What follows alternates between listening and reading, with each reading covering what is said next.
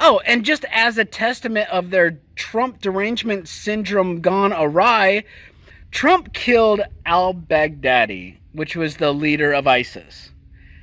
And actually, well, Trump didn't do it, but they sent this dog Conan in, and he went and chased this guy into a dead end, and he did the bitch thing and blew himself and his kids up and hurt the dog. I'm like, motherfucker, you know what? Look, I'm fine.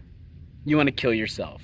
I'm marginally okay if you're that bad of a guy that you kill your kids so that you don't pass on the evil gene. But hey, when you hurt a dog, you've gone way too far. So anyway, there was this stupid ass meme going around where it's obviously Photoshop Trump pinning a medal on the dog, and the left like loses their mind. They're like, see, this is why we need to fact check everything that Trump does. Like, Trump didn't put out the picture, just like he didn't put out that stupid ass video that everybody freaked out about a couple weeks ago about, you know, Trump's face on this little thing, like going around and killing everybody. And Kathy Griffin's like, I feel endangered. Like, shut the fuck up, bitch. Nobody's heard from you in 2 years. We don't want to hear from you again for at least another 3, 4, 8 years. They have devolved so much to the fact that they get a decorated war veteran female currently enlisted in the Army National Guard, currently sitting congresswoman on their show, and then they show her that disrespect. That's why Trump won in 2016. That's why Trump will win again in 2020. So everybody on the right, you need to tune into The View and post comments to their YouTube page and their Facebook page. Yes, Joy, we agree with you 100%. Go, girl, go, go, go. Don't take anything from them. Destroy them all. Oh, Kamala Harris, the absolute idiot from hell, has proposed a plan. She says, you know what? I can fix this inequality because so many single parents, you know, they have to pay daycare. So we're going to extend the school hours for 3 hours so that parents can just drop their kids off before they go to work and then pick them up when they come home. This is why Kamala can't be president, because she lacks the foresight to see, okay, well, if you increase the school day by 33%, then those kids are going to graduate 33% faster. So what do you do when they get out and they need a babysitter for the entire day as opposed to just those 3 hours? What the fuck? How is this dumb idiot the senator? Oh, that's right. That's how she's the senator of California. Because when the other idiot that didn't introduce one bill in her entire tenure as a senator, when she finally resigned, the governor of California, I think it was Gray Davis, idiot who didn't do anything. Or maybe it was, I think it was the idiot who likes trains. I like trains. The idiot who stole $6 billion from the United States government to build a train and then never built it, but spent all the money. And then when Donald Trump said, hey, we want our money back for the train since you never built it. And he was like, no, you can't have that money back because we're going to build it. So anyway, because he appointed her as the senator. So anyway, Kamala's an idiot. It's like what kind of a moron says, hey, you know how you have to pay for those 2 or 3 hours 5 days a week? Yeah, I know that's taxing on you. I know that extra, you know, 40, 60 bucks that you have to spend is kind of taxing. So instead, they're going to wait until the end of the school year and go, oh, school's out 33% earlier. Now you have to pay, you know, $150 every day instead of just paying the 60 bucks. Now you have to pay $150. This idiot libtards with their short-term thinking just make me crazy. Especially when they're the ones saying, oh, in 12 years, the whole world's going to a ham basket in a hell cart and blah, blah, blah, blah, blah. They know exactly where the world's going to be in 12 years, and they can't even think to the end of the school year. Pitiful.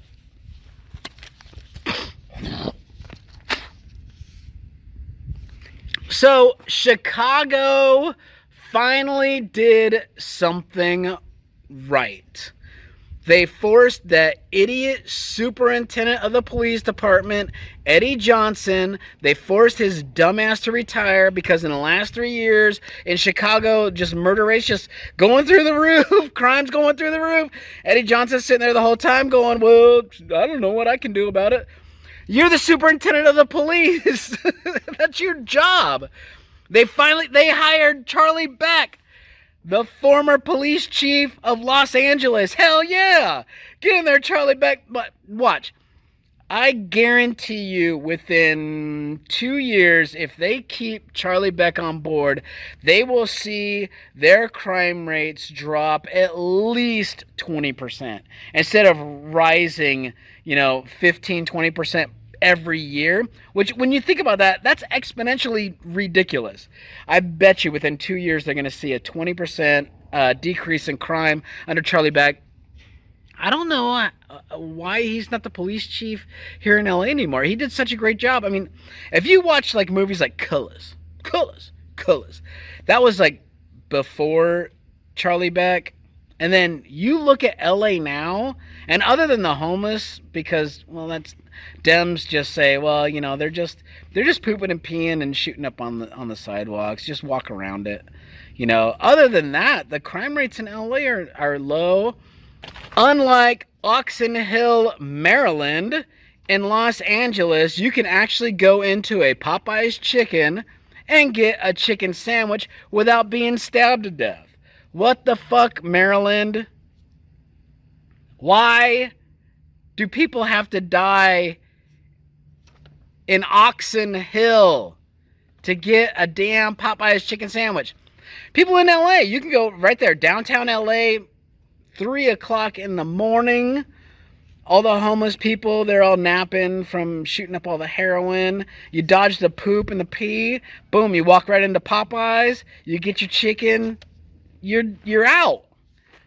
But anyway, don't get chicken in Oxon Hill, Maryland. You will get stabbed to death. Oh. And then people are like, "Oh, well, we don't need a border wall with Mexico. Mexico is just fine." Right across. Oh, this is irony at its finest. So remember that shooting that we had in El Paso in Texas, where I think like 6 or 7 Mexican nationals were killed, and the president of Mexico said, no, we're going to do our own investigation of the United States and we're going to press charges. Well, guess what? Right across the border, 9 Americans were shot dead by the drug cartels. 3 mothers and 6 of their children were killed, and they set their SUVs on fire. 5 children were wounded, and the only one I think was, I want to say like a 12-year-old or a 13-year-old, took his brothers and sisters out of the cars as they're on fire and been riddled with bullet holes and everybody's dying around him. One of the moms ran out there waving her arms frantically saying, hey, please don't kill us, please don't kill us. They've shot her point blank in the forehead.